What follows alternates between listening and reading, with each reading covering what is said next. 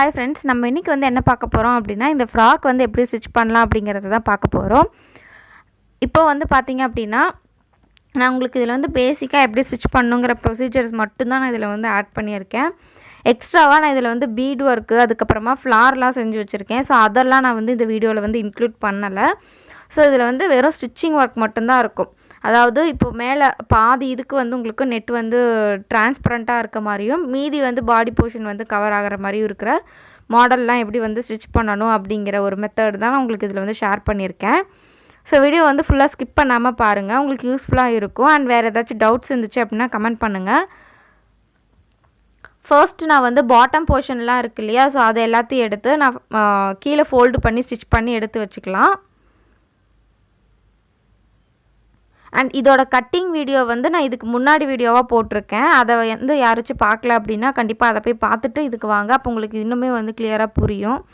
நம்ம என்னென்ன பீசஸ் வந்து கட் பண்ணியிருக்கோம், எது எதெல்லாம் கட் பண்ணியிருக்கோம் அப்படிங்கிறது எல்லாமே உங்களுக்கு வந்து கிளியராக தெரிஞ்சிடும். அண்ட் மெஷர்மெண்ட் டீட்டெயில்ஸுமே நான் உங்களுக்கு அதிலே கொடுத்துருக்கேன். இது வந்து பார்த்திங்கன்னா 1 year பேபிக்கான மெஷர்மெண்ட்டு.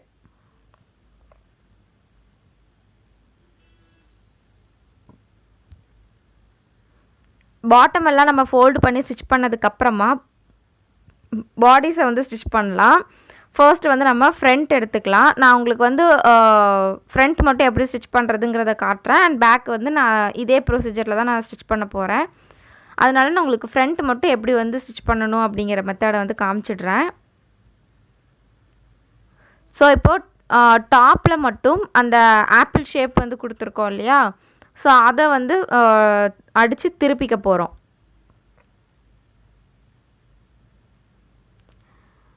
அடுத்தது எக்ஸ்ட்ரா இருக்கக்கூடிய கிளாத்தை வந்து கட் பண்ணியிருக்கேன்.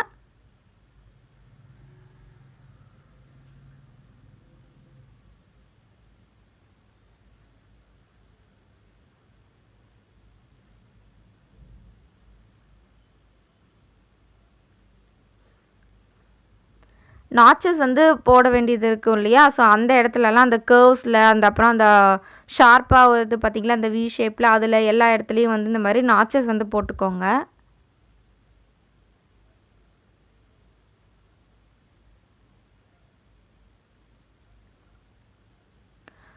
நாச்சஸ் போட்டதுக்கப்புறமா இதை நீங்கள் அப்படியே வந்து டர்ன் பண்ணிவிட்டு மேலே வந்து ஒரே ஒரு டாப் ஸ்டிச் மட்டும் போட்டுக்கிட்டிங்க அப்படின்னாலே போதும்.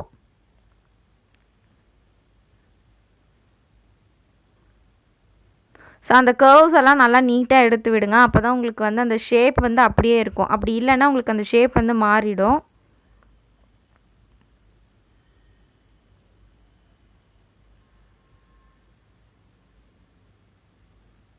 கரெக்டாக அந்த ஷேப்பு, அந்த கர்வ்ஸ் கிட்டலாம் அந்த ஷேப் கொடுத்துக்கோங்க. அதுக்கப்புறம் அந்த ஷார்ப்பாக ஒரு எட்ஜ் இருக்கு இல்லையா, ஸோ அந்த இடத்துல நீடில் வந்து நல்லா பாயிண்ட் பண்ணிவிட்டு அதுக்கப்புறமா டர்ன் பண்ணுங்கள்.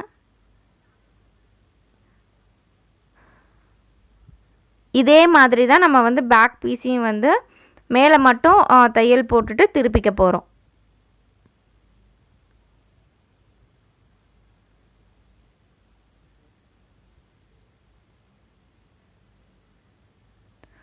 இப்போது நம்ம இந்த பக்கம் இந்த லைனிங் வந்து நகராமல் இருக்கிறதுக்காக இந்த பக்கமும் ஒரு தையல் வந்து லைனிங் மேலே வச்சு போட்டுட்டோம் அப்படின்னா உங்களுக்கு இது ஃபினிஷ் ஆகிடும்.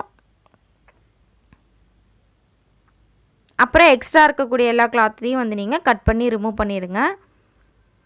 அடுத்தது பார்த்தீங்க அப்படின்னா இந்த நெட் மெட்டீரியல் இருக்குது பார்த்தீங்களா, அது மேலே இந்த மாதிரி தான் நீங்கள் வந்து ப்ளேஸ் பண்ணணும்.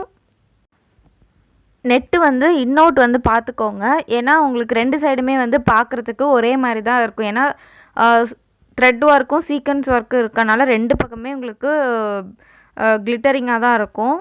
நீங்கள் அந்த சீக்வன்ஸை வந்து நல்லா பார்த்துட்டு இன்னோட் வந்து எதுன்னு பார்த்து கரெக்டாக இந்த வந்து கிளாத் வச்சு அட்டாச் பண்ணிக்கோங்க.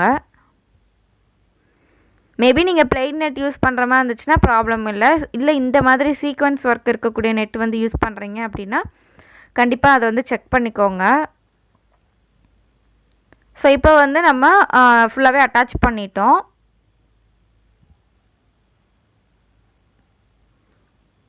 இதே போல் நம்ம வந்து பேக் பீஸையும் வந்து ரெடி பண்ணிக்கலாம்.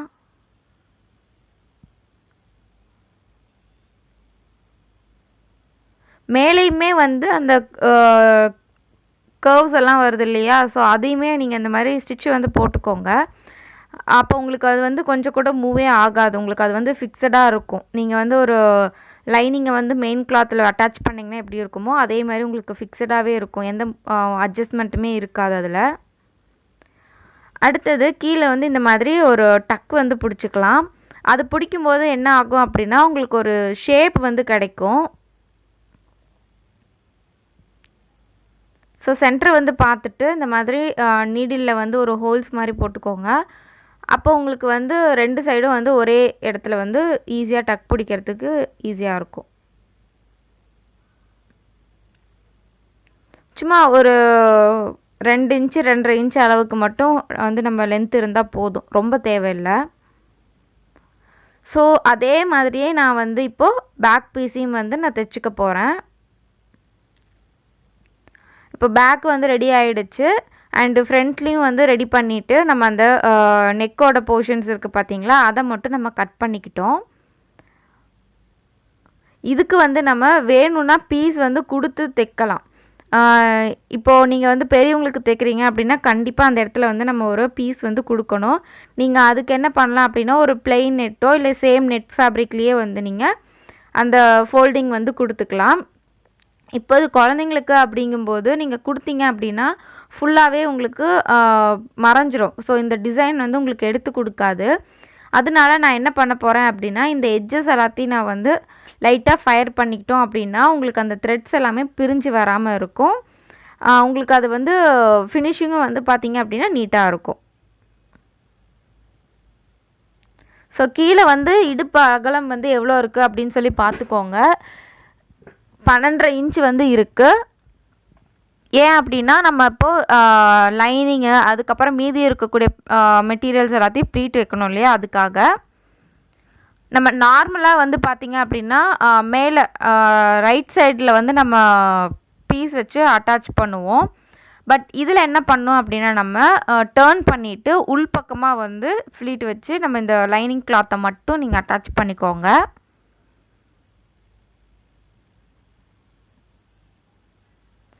இந்த லைனிங்கை வந்து நீங்கள் தைச்சதுக்கப்புறமா மீதி வந்து சாட்டின் கிளாத் இருக்கு இல்லையா, அதையும் நெட் ஃபேப்ரிக்கையும் வந்து ஈவனாக ஒரே மாதிரி லென்த்துக்கு வந்து ப்ளீட் வந்து இது பண்ணிவிட்டு நீங்கள் எப்பவும் போல் நீங்கள் வச்சு தைச்சிக்கோங்க.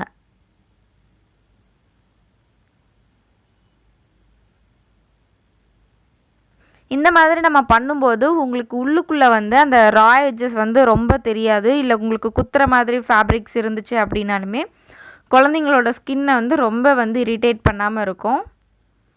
ஏன்னா இது வந்து சீக்வன்ஸ் இருக்கக்கூடிய மெட்டீரியல், கண்டிப்பாக உங்களுக்கு இது வந்து குத்தும். அதனால் உள்ளே நம்ம முடிஞ்ச அளவுக்கு வந்து இந்த கிளாத் தெரியாத அளவுக்கு எல்லாத்தையுமே வந்து கவர் பண்ணிடணும். இப்போ நம்ம சாட்டினில் வந்து ப்ளீட் வச்சாச்சு. அதே போல் நெட் ஃபேப்ரிக்லேயும் ப்ளீட்ஸ் வந்து வச்சுக்கலாம்.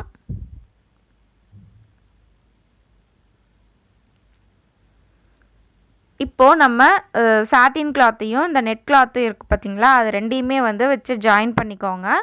அதுக்கப்புறமா இதை வந்து நம்ம பாடிஸ் இருக்குது பார்த்தீங்களா, அது மேலே வச்சு தைச்சிக்கலாம்.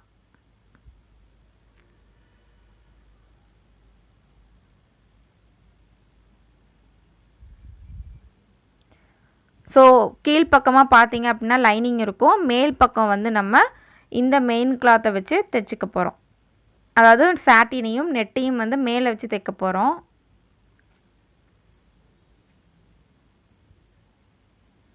இதை தைச்சி முடிச்சுட்டுனா உங்களுக்கு திருப்பி காட்டுறேன். உள்ளே பார்த்தீங்க அப்படின்னா உங்களுக்கு ரா எட்ஜஸே தெரியாது. இதே மாதிரி வந்து நம்ம பேக்கையும் வந்து தைச்சிட்டு சைடு வந்து ஜாயின் பண்ணிட்டோம் அப்படின்னா இந்த ஃப்ராக்கோட ஒர்க் வந்து முடிஞ்சிடும். ஸோ இது வந்து மேல் பக்கம். உள்பக்கம் வந்து பார்த்திங்க அப்படின்னா இந்த லைனிங்கை வந்து மேலேருந்து இப்படி கீழே இறக்கிட்டிங்க அப்படின்னா இந்த ரா எட்ஜஸ் எதுவுமே உங்களுக்கு தெரியாது. மேலே ஸ்கின்னில் வந்து இரிட்டேட் ஆகாது. இது வந்து உள்ளே கவர் ஆகிடும்.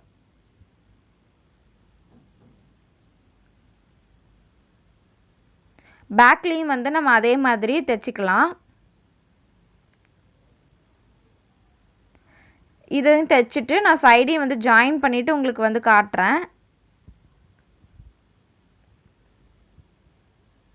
வேறு ஏதாச்சும் டவுட்ஸ் இருந்துச்சு அப்படின்னா கண்டிப்பாக கமெண்ட் பண்ணுங்கள். நான் உங்களுக்கு வந்து என்ன டவுட்டோ அதுக்கு நான் வந்து கண்டிப்பாக கிளியர் பண்ணிடுறேன். இல்லை முடிஞ்சால் வீடியோ கூட நான் போடுறேன்.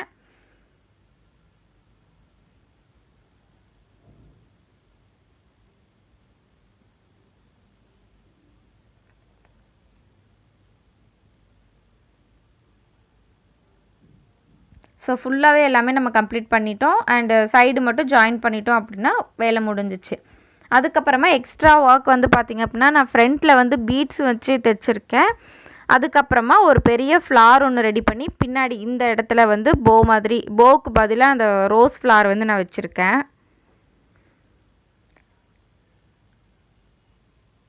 ஸோ இதே மாதிரி நீங்கள் உங்களோட குழந்தைங்களுக்கும் ஸ்டிச் பண்ணி போடுங்க. அந்த மாதிரி நீங்கள் தைச்சதை எனக்கு வந்து சென்ட் பண்ணணும் அப்படின்னு நினச்சிங்க அப்படின்னா கண்டிப்பாக டிஸ்கிரிப்ஷனில் என்னோடய வாட்ஸ்அப் நம்பர் இருக்குது. அண்ட் இப்போ ஸ்க்ரீன்லேயுமே நான் உங்களுக்கு வந்து வாட்ஸ்அப் நம்பர் வந்து டிஸ்பிளே பண்ணுறேன். அந்த நம்பருக்கு வந்து கண்டிப்பாக சென்ட் பண்ணுங்கள். அண்ட் உங்களுக்கு இந்த மாதிரி தைக்க தெரியல, ஆனால் என் குழந்தைக்கு போட்டு பார்க்கணும் அப்படின்னு ஆசையாக இருந்துச்சு அப்படின்னாலுமே இந்த நம்பருக்கு வந்து மெசேஜ் பண்ணி உங்களோட ஆர்டரை வந்து ப்ளேஸ் பண்ணிக்கோங்க. அண்ட் தேங்க்ஸ் ஃபார் வாட்சிங்.